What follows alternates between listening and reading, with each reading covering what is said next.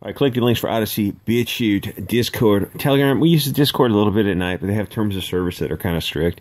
So Telegram is anything goes. You can use a Google Voice number to get on there. There's free burner numbers online, or you can simply buy a burner phone because you might need a second phone. But there's free ways to get on there as well, or Sport Channel through the various other links. So Trump, I think. A lot of people on the right have moved on from Trump because he's not far right enough for us now. And this whole Twitter social media war is kind of playing itself out. And Gab, Telegram, Odysee, so far right now are the best paths forward in terms of free speech. Trump's going to start some kind of, Getter Parler type of thing. All right, fair enough. If he starts this app. And he's doing it on Hive, and I'm not sure that the tech aspects of that, if that's the best way forward, but it's going to have content moderation because it's going to be family friendly. And it's going to, I guess the goal is to be coming through the app stores, which means Google and Apple, which control 90% of app traffic, where something like Gab and Odysee and Telegram can bypass the app stores because you can just get them on the internet itself. You don't need an app to access them. So they can't be censored, at least. I mean, they can be pressured, but they can't be kicked off an app store if you don't need to go to an app store to get them. So he's going to do this thing, and yeah, he's going to get the Getter and Parler crowd, which is the normie, middle-of-the-road crowd. So, and really, it's like, you should have been doing this years ago, buddy, or you should have been advocating for free speech years ago. But my point being is that, yeah, you can decimate these two companies almost overnight. Like, Getter and Parler would just be, you would pull the rug out from under them.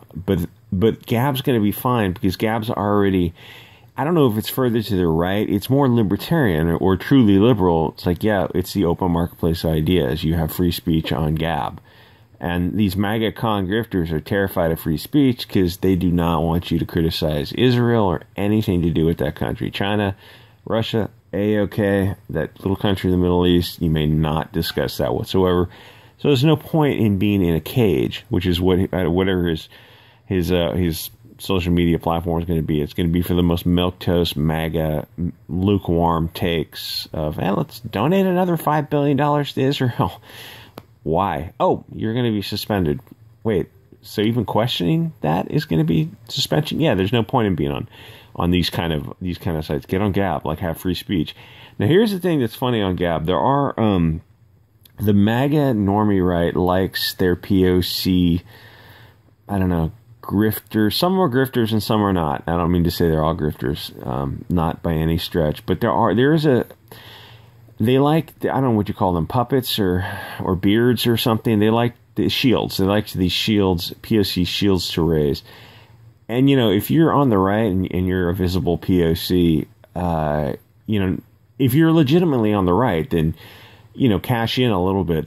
There's no sense in not cashing in, I'm saying, but they don't do as well on Odysee and Gab because you don't have the terms of service to moderate dissenting opinions. You have nothing to moderate dissenting opinions. You have to block, and you have to block people individually, which means that people know that you're blocking people if you're one of these grifters on the right.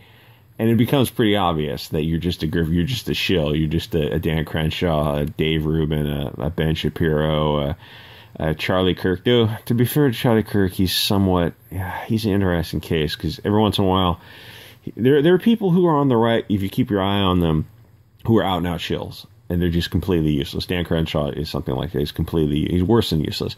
But then there's other, Elijah Schaffer will drop honk pills every now and then. They'll dog whistle, which is not something that a MAGA shill would do. They wouldn't dog whistle. So it's, and I saw a tweet interaction with him once. I don't know if I talked to him or someone else talked to him, where his response was something like, he goes, listen, I'm on Twitter and YouTube. I'm doing the best. The translation of it was, he knew the limitations of the platforms he was on, and he was dog whistling as well he could within those limitations.